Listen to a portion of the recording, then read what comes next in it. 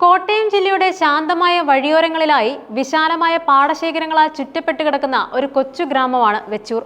പ്രകൃതിയുടെ സൗന്ദര്യവും കാർഷിക സംസ്കാരത്തിന്റെ തനിമയും ഒരുപോലെ ഇഴചേർന്ന് നിൽക്കുന്ന ഈ ഗ്രാമം പക്ഷെ കേവലം ഒരു സാധാരണ ഗ്രാമമായിരുന്നില്ല. കാലങ്ങളായി ഇവിടെ നിലനിന്നിരുന്ന ചില അന്ധവിശ്വാസങ്ങളും അവയ്ക്ക് ശക്തി പകർന്ന ദുരൂഹമായ ചില സംഭവങ്ങളും വെച്ചൂരിന്റെ ആത്മാവിനെ ഭയത്തിന്റെ ഒരു കറുത്ത പുതപ്പുകൊണ്ട് മൂടിയിരുന്നു. പുലർച്ചെ മുതൽ അസ്തമയം വരെ ജീവിതത്തിന്റെ തിരക്കുകളിൽ മുഴുകുന്നവർ രാത്രിയുടെ നിശബ്ദതയിൽ അദൃശ്യമായ ഒരു ഭയത്തെ തോളിലേറ്റിയാണ് ഓരോ ദിവസവും തള്ളി നീക്കിയിരുന്നത്. ആ ഭയത്തിന്റെ കേന്ദ്രബിന്ദു വെച്ചൂർ ഗ്രാമത്തിന്റെ ഹൃദയഭാഗത്തുള്ള ഒരു വളവായിരുന്നു പോറ്റിവളവ്. പോറ്റിവളവിന്റെ കഥ ആരംഭിക്കുന്നത് വെച്ചൂർ ഗ്രാമത്തിലെ പ്രശസ്തമായ ഒരു ക്ഷേത്രത്തിലെ പ്രധാന പൂജാരിയായിരുന്ന പോറ്റിയുടെ മരണത്തോടെയാണ്. വെളുത്ത വസ്ത്രങ്ങൾ ധരിച്ച് നെറ്റിയിൽ ചന്ദനക്കുറി ചാർത്തി സൗമ്യമായ പുഞ്ചിരിയോടെ അദ്ദേഹം ക്ഷേത്രത്തിൽ നിന്നും വീട്ടിലേക്ക് നടന്നു പോകുന്ന കാഴ്ച വെച്ചൂർ ഗ്രാമത്തിലെ സന്ധ്യകളുടെ ഒരു ഭാഗമായിരുന്നു. പോറ്റി വെറും ഒരു പൂജാരി ആയിരുന്നില്ല. അദ്ദേഹം ഗ്രാമത്തിലെ ഓരോരുത്തരുടെയും വിഷമങ്ങളിൽ താങ്ങും തണലുമായി നിന്നിരുന്നു. അദ്ദേഹത്തിന്റെ വാക്കുകൾക്ക് രോഗങ്ങൾ ശമിപ്പിക്കാനും ദുരിതങ്ങൾക്ക് ആശ്വാസം നൽകാനും കഴിഞ്ഞിരുന്നുവെന്നും നാട്ടുകാർ വിശ്വസിക്കുന്നുണ്ട്. അങ്ങനെ ഒരാളുടെ മരണം ഗ്രാമത്തിന് താങ്ങാവുന്നതിലും അപ്പുറമായിരുന്നു. അതൊരു പൗർണമി രാത്രിയായിരുന്നു. ആകാശത്ത് വെള്ളി വെളിച്ചം നിറഞ്ഞു നിന്നിരുന്നു. ക്ഷേത്രത്തിലെ പൂജകൾ പൂർത്തിയാക്കി പതിവ് പോലെ പോറ്റി വീട്ടിലേക്ക് നടന്നു. പാടശേഖരങ്ങളുടെ മനോഹാരിത ആസ്വദിച്ചുകൊണ്ട് അദ്ദേഹം പാലമരങ്ങൾ അതിരിടുന്ന വളവിലെത്തി. എന്നാൽ ആ രാത്രിയിൽ വിധി അദ്ദേഹത്തിനായി ഒരുക്കിയ അപകടം പതിയിരിപ്പുണ്ടായിരുന്നു. അതിവേഗത്തിൽ വന്ന ഒരു വാഹനം അദ്ദേഹത്തെ ഇടിച്ചു തെറിപ്പിച്ചു. ഇടിയുടെ ആഘാതത്തിൽ തെറിച്ചുപോയ അദ്ദേഹത്തിന്റെ ശരീരം പാടത്തിന്റെ അതിരിലെ ഉയർന്നു നിന്ന ഒരു പാലമരത്തിൽ ചെന്നിടിച്ച് വീണു. അദ്ദേഹത്തിന്റെ മരണം വെറും ഒരു അപകടമായി മാത്രം കാണാൻ വെച്ചൂരിലെ ജനങ്ങൾക്ക് കഴിഞ്ഞില്ല. കാരണം അതൊരു സാധാരണ മനുഷ്യന്റെ മരണമായിരുന്നില്ല, ആ ഗ്രാമത്തിന്റെ ആത്മാവിന്റെ മരണമായിരുന്നു. പോറ്റിയുടെ മരണശേഷം ഗ്രാമത്തിൽ അശുഭകരമായ സംഭവങ്ങൾ തുടർച്ചയായി ഉണ്ടാകാനും തുടങ്ങി. ക്ഷേത്രത്തിലെ പൂജകൾ മുടങ്ങി. ഗ്രാമത്തിലെ യുവജനങ്ങൾ അകാരണമായ രോഗങ്ങൾക്കും അപകടങ്ങൾക്കും ഇരകളായി. അതും പോറ്റി മരിച്ച അതേ വഴിയിൽ. രാത്രികാലങ്ങളിൽ ആ വഴിയിലൂടെ പോകുന്ന പലരും പേടിച്ചോടുന്നത് ഒരു നിത്യ സംഭവമായി മാറി. അർദ്ധരാത്രിയിൽ ആ വഴിക്ക് പോകുന്ന വാഹനങ്ങൾ വഴിതെറ്റി പാടത്തേക്ക് മറിയുന്നു. ഇരുചക്ര വാഹനത്തിൽ യാത്ര ചെയ്യുന്നവർക്ക് മുന്നിൽ ഒരു രൂപം പ്രത്യക്ഷപ്പെടുകയും അവർ വാഹനത്തിന്റെ നിയന്ത്രണം വിട്ട് പാലമരത്തിലിടിച്ച് മരിക്കുകയും ചെയ്തു. ഏറ്റവും വിചിത്രമായ കാര്യം ഈ അപകടങ്ങളെല്ലാം പോറ്റിയുടെ മരണവുമായി ബന്ധപ്പെട്ട് കിടക്കുന്നു എന്നതായിരുന്നു. മരിച്ചവരെല്ലാം അതേ പാലമരത്തിലിടിച്ച് പാടത്തേക്ക് തെറിച്ചു വീണാണ് മരണപ്പെട്ടത്. ഈ ദുരൂഹതയുടെ പിന്നിലെ യാഥാർത്ഥ്യം കണ്ടെത്താൻ ഗ്രാമവാസികൾ പല വഴികളും തേടി. പ്രശസ്തനായ ഒരു ജ്യോതിഷിയെ വരുത്തി പ്രശ്നം വെച്ച് നോക്കി. ആ പ്രശ്നചിന്തയിൽ തെളിഞ്ഞ കാര്യങ്ങൾ ഗ്രാമവാസികളുടെ ഭയം വർദ്ധിപ്പിച്ചു. മരിച്ച പോറ്റിയുടെ ആത്മാവ് അവിടെ അലഞ്ഞു തിരിയുന്നുണ്ടെന്നും ആ വളവിന് ശാപം ലഭിച്ചിട്ടുണ്ടെന്നും അദ്ദേഹം പറഞ്ഞു.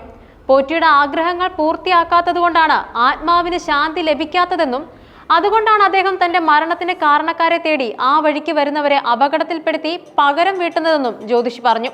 ഈ വെളിപ്പെടുത്തലോടെ ആ വളവ് വെച്ചൂരിലെ ഏറ്റവും ഭയമുണ്ടാക്കുന്ന സ്ഥലമായി മാറി.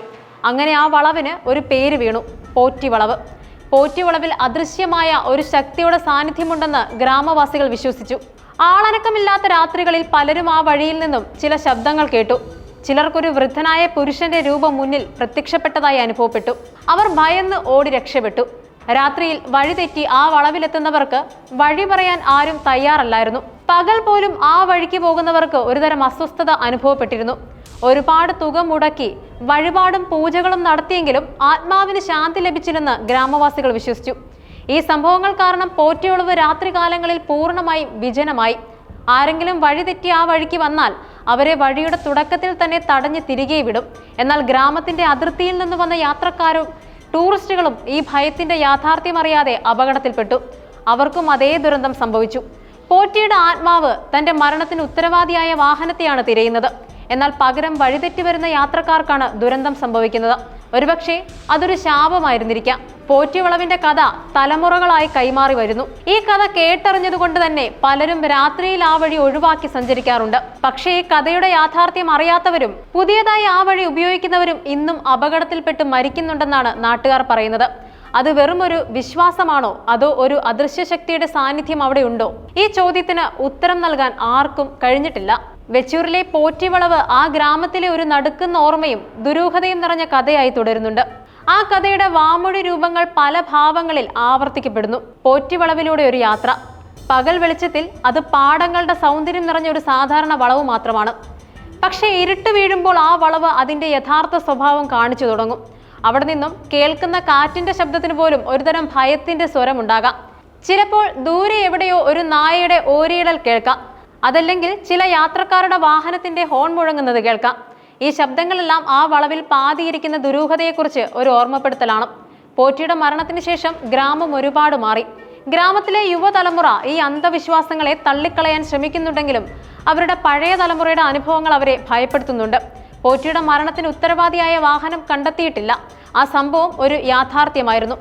എന്നാൽ ആ സംഭവത്തിന് ശേഷം നടന്ന ദുരൂഹതകൾക്ക് ശാസ്ത്രീയമായ വിശദീകരണമില്ല. ഒരുപക്ഷെ അതൊരു ദുരൂഹതയായി തന്നെ തുടരും. വെച്ചൂരിലെ പോറ്റിവളവ് ദുരൂഹതകളുടെയും അന്ധവിശ്വാസങ്ങളുടെയും യാഥാർത്ഥ്യത്തിന്റെയും ഒരു കഥയായി. കാലങ്ങൾ കഴിഞ്ഞാലും ഇത് തലമുറകളിലേക്ക് കൈമാറി വരും.